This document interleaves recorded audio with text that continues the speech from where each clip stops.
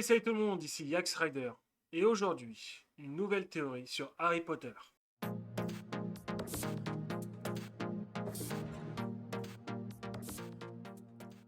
Dans les contes de Biddle le Barbe, J.K. Rowling nous raconte l'histoire de trois frères, une parabole magique qui cache de nombreux symboles. Officiellement, il ne s'agit que d'un simple récit pour enfants, mais depuis des années, une théorie fascine les fans d'Harry Potter. Et si Dumbledore était en réalité la mort elle-même aujourd'hui, nous allons explorer cette idée troublante en explorant les divers indices dissimulés, cachés dans les livres et les films. Le conte des trois frères.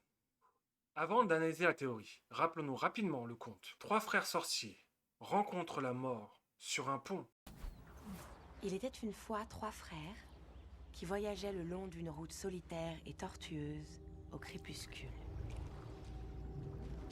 Plutôt que de mourir, ils dupent la mort grâce à leur magie. Mais les trois frères connaissaient bien l'art de la magie, et d'un simple coup de baguette, ils firent apparaître un pont.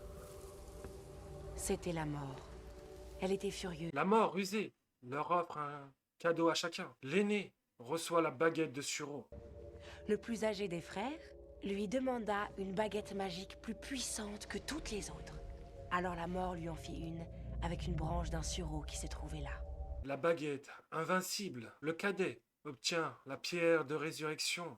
Le deuxième frère, et il lui demanda de lui donner le pouvoir de ramener les morts à la vie.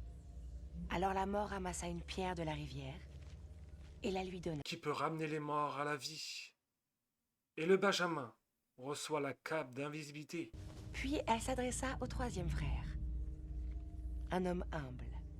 Il demanda quelque chose qui lui permettrait de quitter cet endroit sans que la mort puisse le suivre. La mort, à contre-cœur, lui tendit alors sa propre cape d'invisibilité. Capable de le cacher au regard de tous, même de la mort. Le premier frère meurt par son arrogance. Enivré par le pouvoir que la baguette de Suro lui donnait, il se vanta d'être invincible. Mais cette nuit-là, un autre sorcier vola la baguette et pour faire bonne mesure, lui trancha la gorge. Et le deuxième meurt de chagrin. Et prit la pierre qu'il tourna 3 fois dans sa main. Pour sa plus grande joie, la fille qu'il avait espéré épouser avant qu'elle ne meure prématurément apparut devant lui. Rendu fou par un désir sans espoir, le deuxième frère se tua afin de la rejoindre. Mais le troisième meurt à un âge avancé, en acceptant la mort comme une vieille amie. Quant au troisième frère, la mort le chercha pendant de nombreuses années, mais ne put jamais le retrouver. Ce fut seulement quand il eut atteint un grand âge, puis il accueillit la mort comme une vieille amie, qu'il suivit avec joie, et ils quittèrent cette vie comme des égaux. Dumbledore et les reliques. Ce conte n'est pas qu'une fable. Dans la saga, les reliques existent vraiment.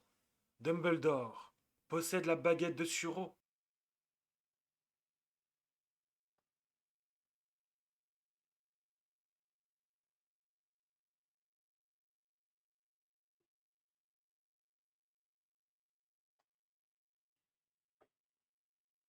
Et Dumbledore est directement lié à chacune d'elles. La baguette de Suro, Dumbledore la possède après sa victoire face à Grindelwald en 1945.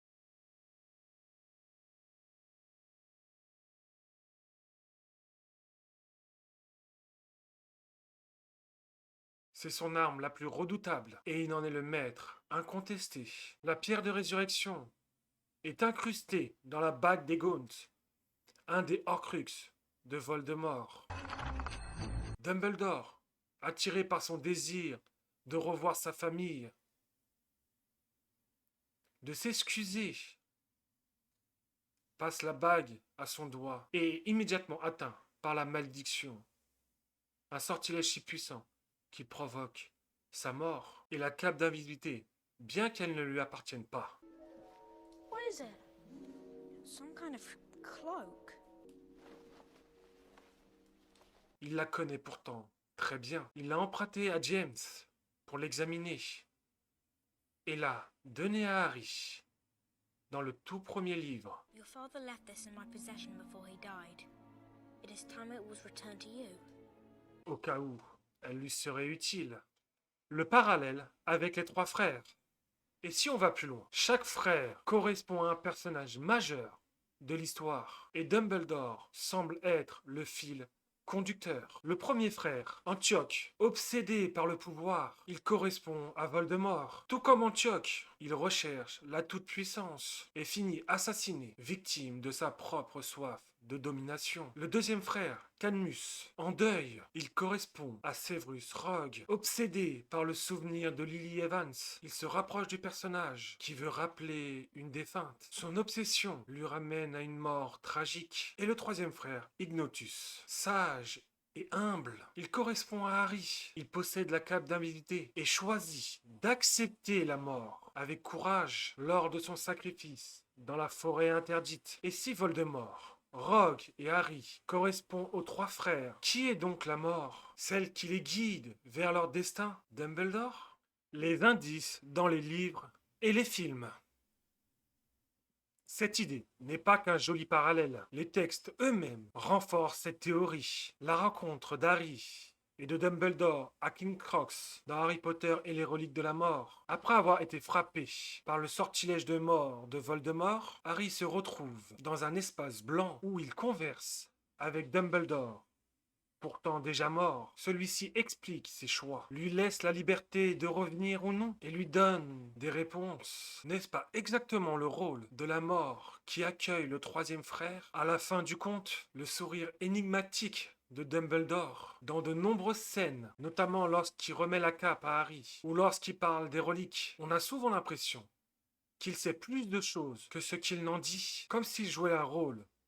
Le rôle du guide invisible. Sa relation avec Harry. Dès le début, Dumbledore accompagne Harry vers son destin final. Il ne le force jamais, il lui laisse toujours le choix, exactement comme la mort avec le troisième frère. Dans le film Harry Potter et les reliques de la mort, partie 2, lorsque Harry se sacrifie et retrouve Dumbledore, la mise en scène insiste sur l'aspect paisible et rassurant de la rencontre. Beaucoup de fans l'interprètent comme une métaphore directe. Dumbledore est la mort, et une mort bienveillante. La symbolique de Dumbledore. Au-delà des parallèles, le personnage de Dumbledore incarne symboliquement ce rôle. Il est le maître du savoir et du temps. Comme la mort, il voit au-delà des simples mortels. Il manipule les reliques, mais en comprend la vanité. Contrairement à Voldemort ou à Grindelwald, il ne cherche pas à dominer la mort. Il recherche à l'accepter. Il est la figure du mentor ultime dans beaucoup de récits mythologiques. Le mentor est aussi une personnification de la mort, celui qui guide le héros vers une nouvelle étape de son existence. Dans ce sens, Voldemort est la mort au sens littéral, mais une incarnation narrative de la mort dans l'univers d'Harry Potter. Ce qu'en dit J.K. Rowling. Alors, Dumbledore est-il la mort? Dans un point de vue strictement canonique, non, mais symboliquement, tout concorde. Il détient les reliques, il guide les trois frères que sont Voldemort, Rogue et Harry. Il incarne cette figure ultime qui accueille le héros à la fin de son parcours. C'est peut-être cela, la vraie magie d'Harry Potter. Derrière une simple histoire pour enfants se cache une réflexion sur la vie, la mort et l'acceptation de notre destin. J.K. Rowling répond à une jeune internaute qui lui explique cette théorie et elle répond: Dumbledore, représentant de la mort, c'est une belle théorie et elle se tient.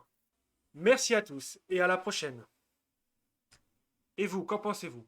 Est-ce que Dumbledore est la mort ou est-ce seulement une belle métaphore? Dites-le moi en commentaire. Et n'oubliez pas de liker, de vous abonner, de partager si tout cela vous a plu. Et moi, je vous dis à très vite pour de prochaines vidéos sur l'univers d'Harry Potter. Ciao tout le monde. C'était Yax Rider.